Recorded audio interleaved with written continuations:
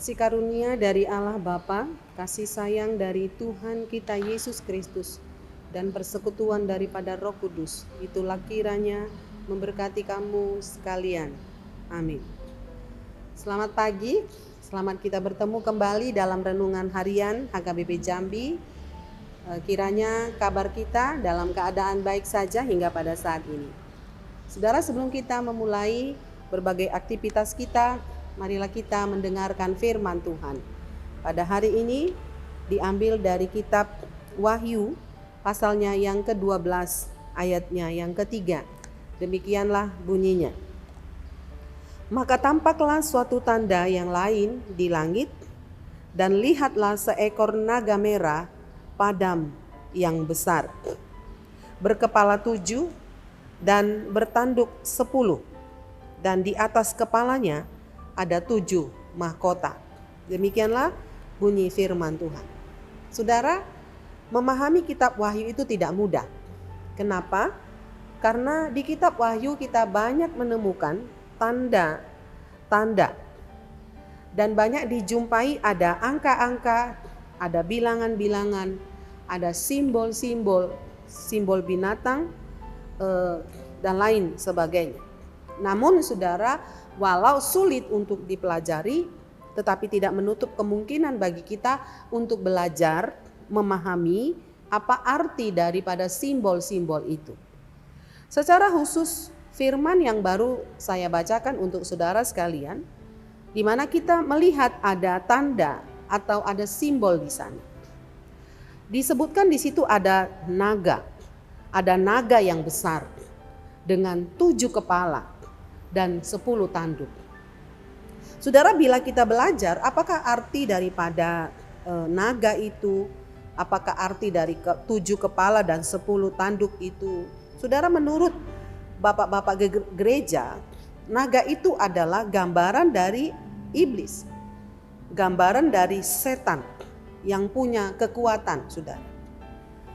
Dan 7 kepala itu adalah gambaran raja, 7 raja atau 7 dinasti yang pada saat itu sedang memerintah. Tetapi ada juga bapak gereja yang lain menafsirkan bahwa angka 7 itu adalah angka kesempurnaan, yang menafsirkan bahwa iblis itu memiliki hikmat yang sempurna untuk merusak kehidupan dunia, terutama merusak kehidupan manusia. Kalau kita melihat juga ada 10 tanduk, itu adalah juga gambaran sebuah kerajaan. Saudara, dari apa yang saya sebutkan tadi, kita bukan mau memperdalam masalah simbol-simbol itu, tetapi dalam renungan pagi ini yang begitu singkat, mau berkata kepada kita, ayat ini hendak berbicara kepada kita, mengingatkan kita bahwasannya saudara, seperti yang dikatakan oleh Paulus, hidup ini adalah zona perang. Hidup ini kita sedang berperang melawan kuasa, bukan kuasa yang kelihatan oleh kasat mata kita, tetapi kita sedang berperang melawan kuasa-kuasa yang tidak kelihatan oleh mata, yang sedang mengawang-awang di udara.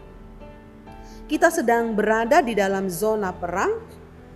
Kita adalah pejuang-pejuangnya, dan diingatkan oleh perikop kita bahwa kita punya musuh dalam perperangan sekarang ini dan seterusnya. Musuh kita adalah saudara, iblis.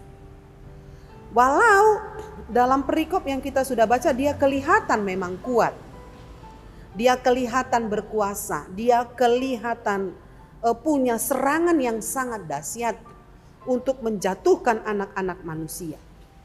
Namun saudara, kekuatannya telah dipatahkan dan dikalahkan oleh Yesus. Melalui kehadiran Yesus di tengah-tengah dunia ini, Yesus sudah mati.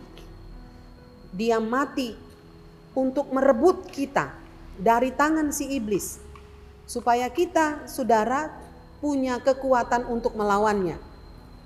Ketika Yesus naik ke surga, dia memberikan kuasa kepada murid-muridnya untuk memberitakan Injil ke seluruh dunia, sehingga seluruh dunia percaya kepada Tuhan Yesus.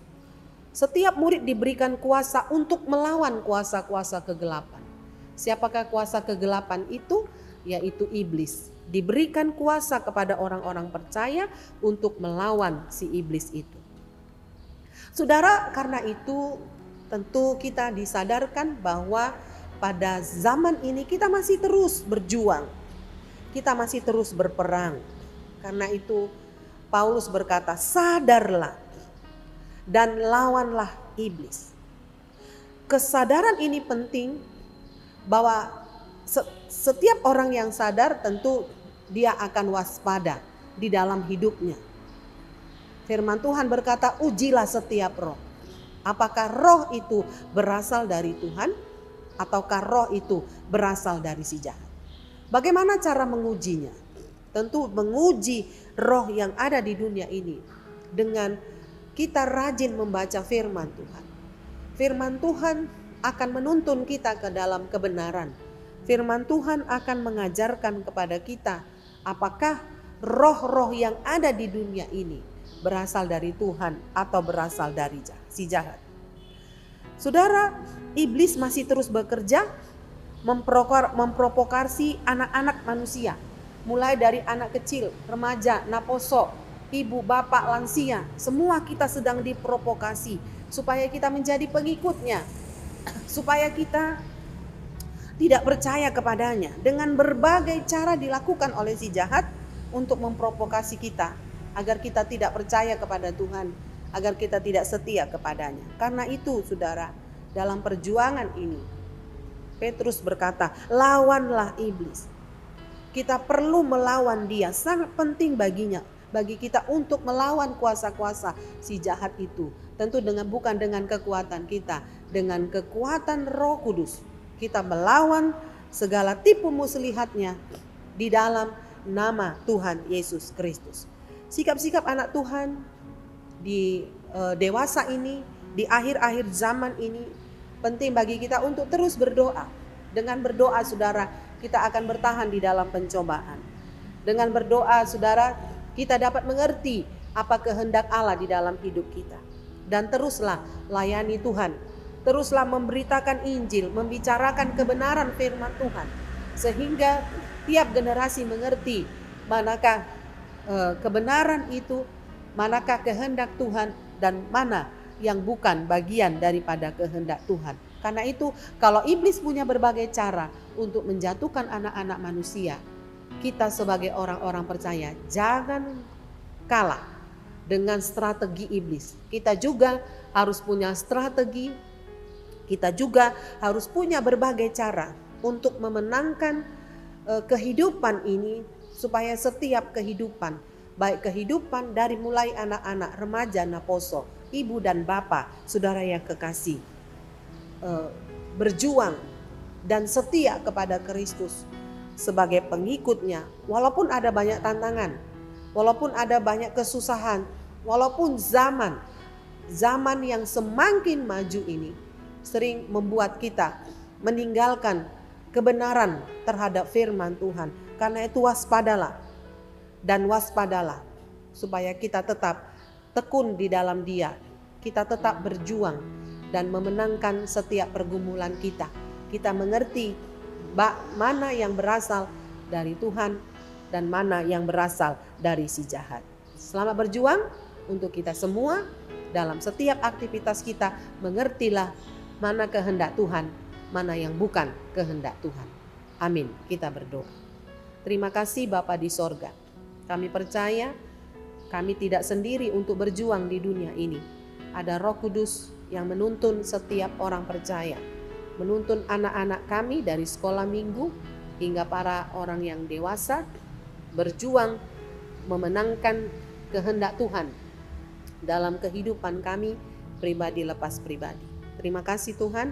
Satu hari ini kami akan beraktivitas. Kami tidak tahu apa yang terjadi ke depan dalam hidup kami. Tolong bimbing kami dengan Roh Kudus-Mu sehingga ya Allah kami dapat menjalani hari-hari kami dengan baik. Ada Roh Kudus mendampingi kami supaya kami hanya patuh kepada Tuhan saja dan menolak segala kekuatan iblis, tipu rayu, dan tipu muslihat yang sedang ditujukan kepada kami. Terima kasih Tuhan, kami percaya Engkau juga menyertai seluruh jemaat-Mu yang dalam keadaan sakit. Dalam kesakitan pun anak-anak Tuhan disadarkan bahwasanya mereka harus mengikut Tuhan. Dalam setiap problem kehidupan apapun, biarlah Tuhan yang ada di depan kami, yang kami ikuti, iblis jauh daripada kami. Terima kasih ya Tuhan, terpujilah Engkau yang memberikan kekuatan baru kepada kami dalam satu hari ini, memberikan hikmat pengertian kepada kami. Di dalam nama Tuhan Yesus kami berdoa dan mengucap syukur. Amin. Salam Bapak Ibu, selamat pagi, selamat kita beraktivitas dalam satu hari ini.